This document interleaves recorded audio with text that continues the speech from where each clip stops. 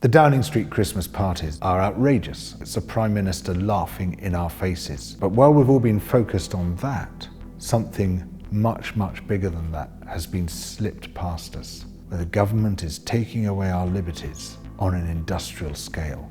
You know those documentaries you've seen about a dictator's rise to power? And there's always a bit in the documentary where you think, why didn't they stop him? They could have stopped him when there was still time.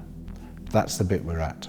We currently have a bill going through its final stages of Parliament, the police bill, which now contains measures which would effectively shut down protest in this country.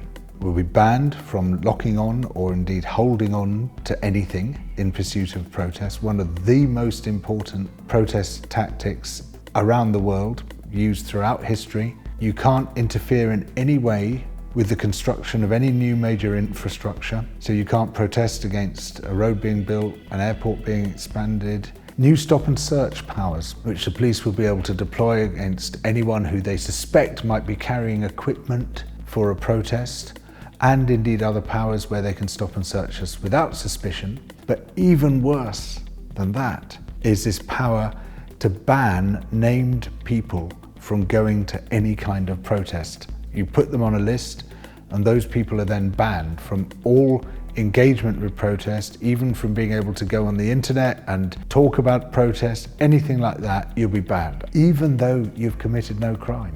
Our basic democratic liberties are being taken away from us.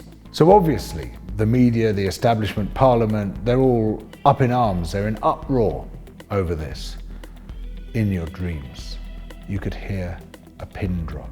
Almost no discussion at all of these massive dictators' powers. Parliament is almost silent on it. The Labour Party is almost silent on it. The press is censoring itself. We don't need that next stage towards autocracy where government censor the press, because it's already happening. And what's very interesting about this is that we have a whole discourse of freedom on the right. We have all these freedom warriors like Julia Hartley-Brewer and Lawrence Fox and Toby Young and Steve Baker and Oliver Dowden and Nadine Dorries, all these people who position themselves as being in favour of liberty.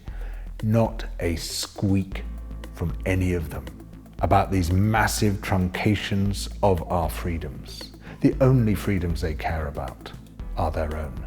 It's not just the police bill, which has been slipped past us while we've all been focusing elsewhere. It's also the Nationality and Borders Bill, an unbelievably oppressive piece of legislation where it enables, on a whim, the government to take away your citizenship, to take away your passport. And this could apply to up to 5 million people, predominantly people of colour. It's enacted the fantasy which people like the British National Party and the National Front used to entertain decades ago. It's actually turned it into policy.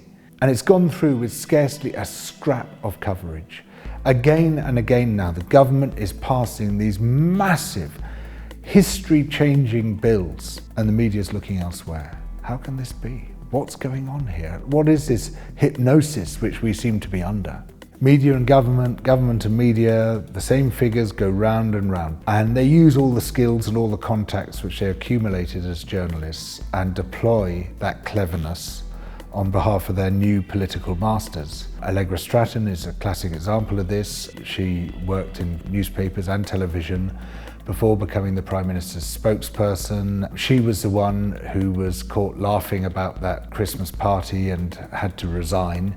Basically the fall guy for Johnson, because the favourite Tory blood sport is shooting the messenger. But she was indicative of this meshing of media and government. If the media exists for a purpose, it is to hold power to account. But the great majority of the media reinforces power. Boris Johnson is the most dangerous Prime Minister we've had in the entire democratic era.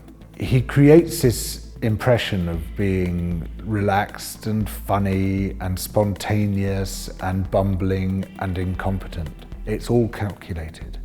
And he disarms people with this impression of bumbling incompetence, but he's absolutely ruthless when it comes to the pursuit of power. And he senses weakness in our political system like a shark smells blood. And so he homes in and exploits that weakness to great effect. If there's one thing that the history of the past 100 years tells us, it is beware of the clowns. People who seem ridiculous are the most dangerous people of all in politics. We weren't sufficiently aware of the dangers of the clowns, and we elected one as Prime Minister. The whole thrust of unaccountable power is that you can do things that other people can't.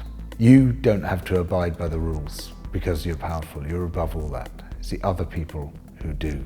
And so we have this situation in this country where the Prime Minister and his cronies are mocking us. As we abide by the COVID rules, they just ignore them and laugh in our faces. And while they're doing so, they impose the most draconian legislation in living memory on the rest of us. This is how dictatorship works, and we are sliding towards it at the moment. The motive power of dictatorship is that there's one rule for the elite and a completely different rule for the people. We need to use every tool at our disposal to resist this great power grab that's going on. The mainstream media has completely failed us on this issue. It's failed to give it anything like the coverage it requires. And this is where the alternative media steps in. So please support Double Down News by becoming a supporter on Patreon.